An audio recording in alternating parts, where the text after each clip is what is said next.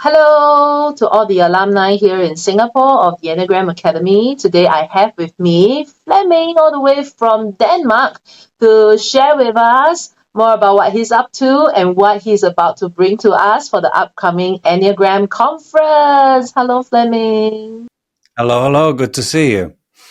Share a little bit more, like what's going on in your life right now? Are you busy with? What I'm busy with there, I am designing a new way of looking at teams, how we can evolve teams and how teams can evolve in different stages. And I have made some great experiments with that, and it's taken well. So I'm very excited about it. And I also have my next generation program that is for young adults between 15 and 30. And we have done a lot of groundwork, and now we are taking off, and it seems like they like it. So I'm very happy about it. Yeah. Wow, young adults, yes, our next generation. In fact, a lot of our alumni are very curious about how you even got started with the Enneagram in the first place. For me, it's an interesting story as I was running a semi small, semi medium consulting business with their 60 consultants. And in the beginning, everybody was like me. I relate to type 3. So it's all about go there and be the best, be the winner, working like crazy. And then over the years, they kind of fell in love with people. They got married, they got kids, and they kind of changed value and say, hey, stay like me. go there, do and do the performing thing like me. So I wanted to understand, well, how can people suddenly change behavior or values or preferences? And then I met the Enneagram, and I took my first class with Don and Ross in 2001, and I created the Enneagram Institute of Denmark in 2002, and then the rest is history. Yeah, sounds like a very similar story of me as a three. Like whatever that is good, we make it into something that we can go around sharing. Exactly. And so how has this Enneagram journey been for you, right? Because teaching the Enneagram is not like teaching any other subject. Like you can find a course outline and you can get it from books, right? I mean, teaching the Enneagram is like living the Enneagram on our own. So how has that journey changed you? I was very fortunate to have Don and Ross as teachers. And for the first couple of years, I thought I would relate to type 5 and not 3. And then I had very close relationship with Don and Ross in the beginning. And then visiting Don one day in New York, he said, I can offer something. Why don't you live as a type for a month? Think like a type, act like a type, assume like a type, argue like a type. And then we meet again after a little year. Then let's talk about your type. And when I get in the third month of type 3, I say, what? This is what I do. So then I learned about the instincts. And then being a self-press 3, it looks a little bit like the type 5. So I was kind of really living and learning and embedding and embodying actually all the types, and that was a breakthrough for me. And then back in 14, I wanted to leave the Enneagram because it seemed like people could learn about the Enneagram. They could tell, okay, I'm a type this, that, and wings and arrows and levels and everything, but nothing really changed in their lives, except they would be more attached to that type even. So the whole purpose of the Enneagram of not identify with your personality, people started identifying with the type. So I'm this type and you're that type. And then I moved to the States where I lived with my partner at the time in California. And then I saw other ways of working with your patterns, your personality. I took a different kind of education. So today I'm adding three major teachings into the Enneagram. And now actually we can use the map of the Enneagram to grow and expand our capacity. Yeah, and I think we should all know that the Enneagram is pointing towards something, but it doesn't tell you how to walk the way. You need other teachings to kind of help you or walk your path. And then suddenly it became very exciting for me again, and I've been practicing Zen Buddhism in 30 years. So being a Buddhist connected with the Enneagram, and now I also had not just a spiritual path, but also a practical path. Then it kind of all fit together. So what are some of your deepest learning and growth after embodying the Enneagram? I started it. It was age 52. I'm 61 now, but when I kind of was in my 52-ish part of my life, I realized that all the 50 years had prepared me to what it was I should use the Enneagram for. I was always looking for the purpose and the meaning, like why this and why that and why should I do it?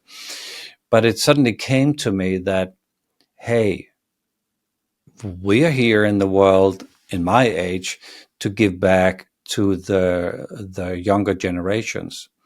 So for 10 years, I've been working on how do we give back? And we have done a lot of focus groups in Denmark about the young adults. For me, it's age 15 to 30. And they don't want a teacher to teach them stuff. No, this is so old school. No. They want new ways of learning. So we have kind of explored how can we create conversation style learning teaching where the topic is kind of being brought in, the theory is kind of being presented, but then it's the group itself that kind of cross-pollinize their own experiences with new ways of working. And then they meet again after a month, or the same group, to share. So how do we practice? So it's practice-based, conversation-based learning. And that younger generation, that is what they want. And I think that is how the Enneagram actually came into the world, is to gather a group of people, have a conversation about how can we live a more fulfilled and complete life, then go back to their lives, then meet again and share experiences. So this is what I've been using part of my last 10 years at. And then my focus on this new discovery of the blind type and our team capacity. So that's my three things that I'm. Yeah. At the conference, I will be talking about our blind type, the power of a type that we don't use. It's dormant. It's part of us, but we don't use it. So that would be part of the Enneagram conference in Singapore. Yeah. Yeah, I was so intrigued when I kind of saw that topic for the first time, and I thought, wow, our learners here really need to hear about this, because at the end of the day, when we learned about the Enneagram, it's not just about self-discovery. I mean, that's important, the discovery bit, but also the growth and also increasing capacity and being more aware of our blind spots, right? So the blind types really, come in very handy and timely for us. So can you share a little bit more with us, like what is this topic you'll be sharing during the Enneagram conference? So we have our primary type, and that is kind of what the whole Enneagram field is all about. I want to find my type. Then there is the blind spot that is still related to our primary type. That would be things that we don't see about our primary type. So, or type A, they can be a little too tough, or a little too hard, a little too or aggressive. And sometimes we are afraid of the eights. And when we tell the eights, hey, we're afraid of you, they say, why would you be afraid of me? I don't get it. Yeah, it's your blind spot. Our type two, they can be a little too self-forgetting, too much over there and supporting other people.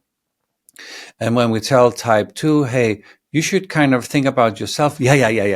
I'll do that. But first you. and the blind spot of type five would be, hey, we cannot reach you. It's kind of they're staring at us. It's like, are we having a conversation? But type five is just using your eyes to think at. I'm not connected. I'm not in a relationship with you. I'm just kind of processing what's going on. So that's my blind spot. So the blind type is something totally different. And I discovered it during COVID when I was doing our online workshops about the points and not the types.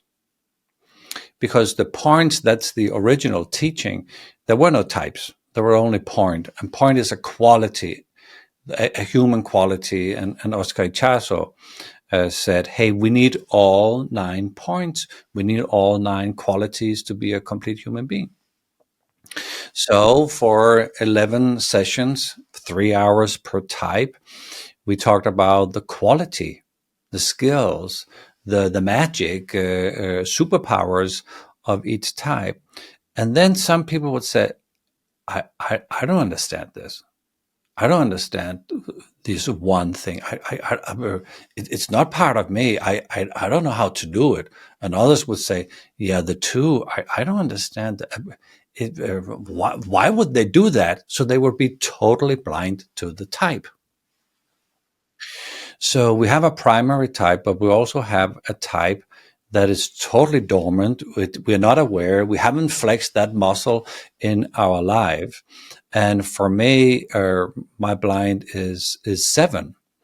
So, or I don't know how to take it easy. I don't know how to take it light. If it's too much optimism, I think it's a little ridiculous. So that would make me a pretty serious type 3. Uh, but imagine if I was, if I was blind on, I don't know, type 5, I would be type 3, not really going deep in my topic. I would be a little shallow because I don't want to investigate and specialize. I'll just kind of like to share uh, things that I think was correct. So suddenly a type 3 can show up in 8 different versions depending on my blind type. Yeah, I think that also addresses the question of a lot of our level 1 learners, right? Like, why are there so many different versions of type 3, for example? I mean, in Singapore, we are very familiar with threes because, the culture is very three. A lot of our clients are in the sales environment, so the environment is very three. And there are a lot of threes around us. And how come this three and that three looks so different? And I guess your topic about the blind types with 8 different versions, right? That now explains why, different type 3s can look so different. Yeah. And also, or since I kind of noticed it, I have tried to work on my 7-ish, and suddenly it gives an opening for another way of working with my primary type. So the blind is a key to be kind of more complete in my primary type. So this will be used for coaching, mentoring, and all kinds of way where we want to kind of support other people. Could be our colleagues, or if I'm in leadership, how can I support my team? So it is new keys that, yeah. It hasn't been here longer for than 3, 4 years. I agree. I think this is really fantastic because sometimes in level one classes, people also like to ask me, is it that a type 3 cannot click with this type, or I tend to feel negatively, or I'm having this adverse feeling or reaction towards a certain type? Then I always have to explain it's not about your core type. This is a reaction of your blind types. That's why you couldn't understand why they are the way they are, and you couldn't understand why, for example, the sevens are so happy all the time, or the five are always in deep thoughts and so quiet, because these could be your core types. So it's not about, these are the blind types. So it's not about what your core types are, but it's really about the blind types that you tend to not understand so well because you don't flex those muscles. So I believe this is really a topic everyone should listen to during the Enneagram conference. So will we also be going deeper during the masterclass for 2 days? Yeah, share more about the masterclass. I mean, we'll be hearing from you during the conference, and then masterclass will be like a add-on and going deeper. So why should we go for the masterclass? Masterclass is about in the beginning, when we learn about the Enneagram, we like to learn about ourselves and the individuality of the types. But soon we're getting interested in collaboration and leadership.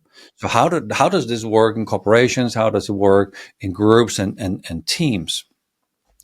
And human beings, they have a what I call a personal human capacity. So my son Noah, he's 18. He has a certain capacity in life. He has a cognitive capacity. He can kind of do his school. He has an emotional capacity. He can connect with friends. He might have a social capacity to understand the world. But when he gets 25, I hope he will have another capacity. So it seems like the capacity grows, and when he was 7, he had a little smaller capacity. So human beings' capacity grow, and that is the same for teams.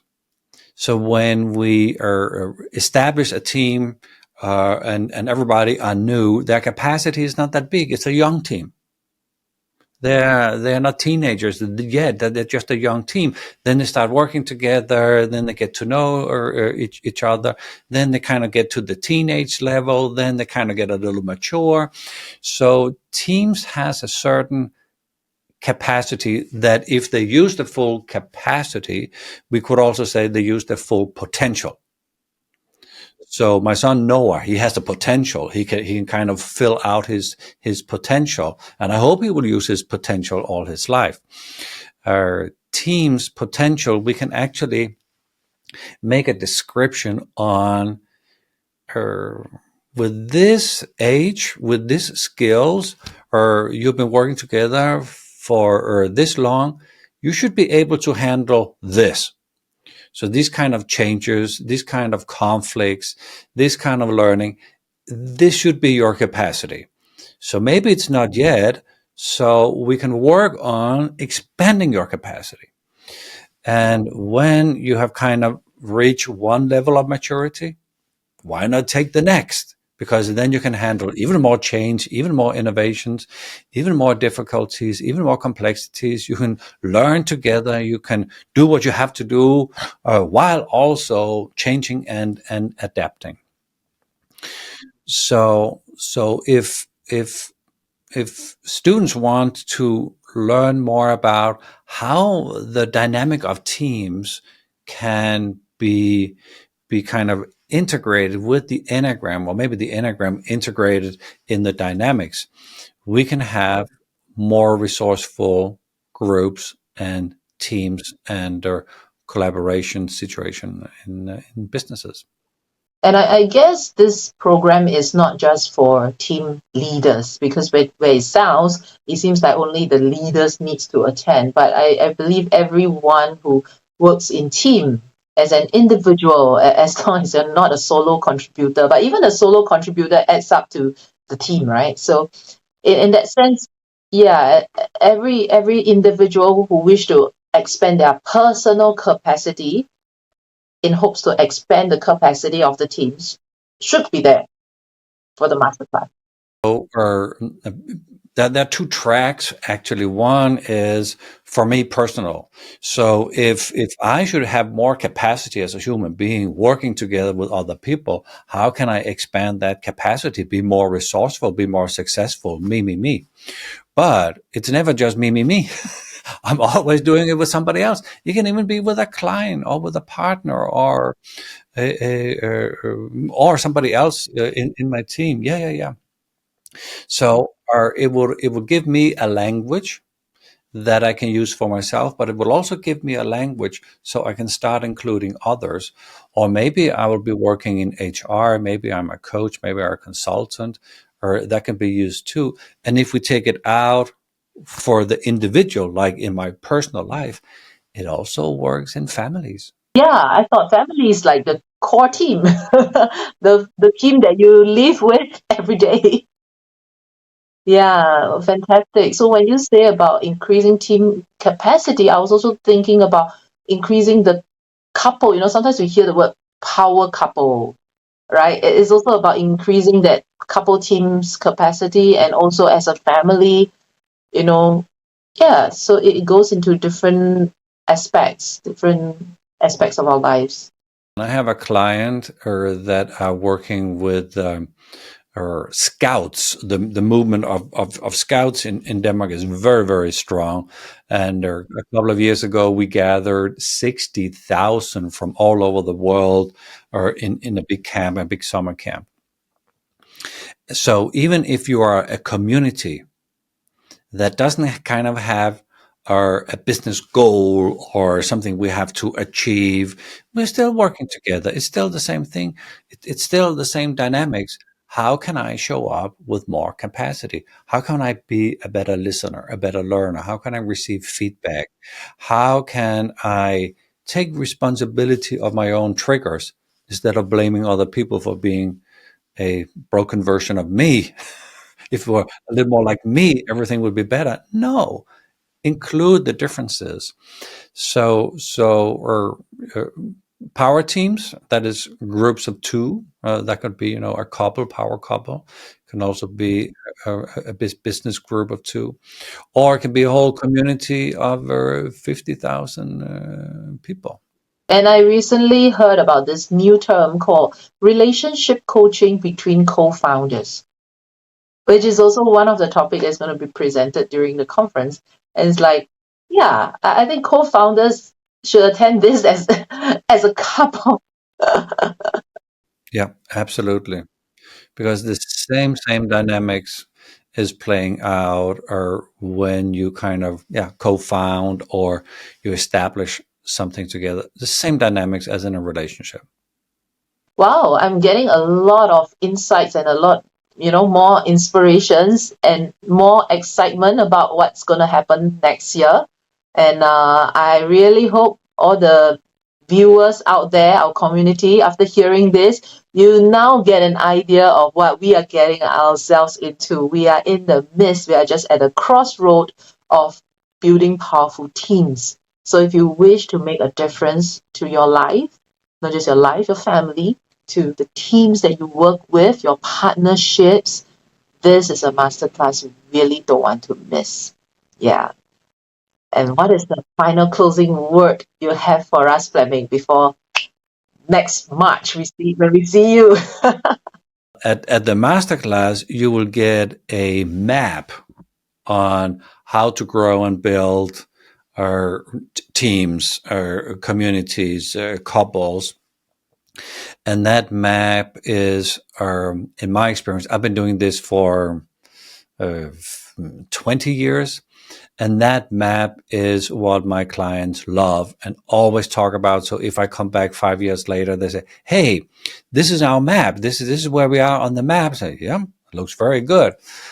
So people will kind of get the map and a guideline on something that can be used for years. And about the blind type, people will get that extra key that they might have been looking for or since they started working with the Enneagram. How can I open up to new resources to get more successful in my own type. So that, that could be some final words. So it's not just about working on your own type, even though that's one way. There is another way that is working on your blind types, and that is extremely important. So for all of you out there looking for a breakthrough in your life, again, this topic in the Enneagram Conference, you don't want to miss it. Yeah, so thank you so much, Fleming, for your time. And I know that you're going on a holiday very soon. So have a great Christmas and New Year. And we really look forward to hosting you in Singapore in March. Oh, I'm so excited. I'm already kind of planning, maybe I should go and see more stuff or maybe take an extended vacation. I'm so excited to come and visit you. So we'll see you there, Fleming. Thank you. Goodbye. See you there. Thank you. Bye.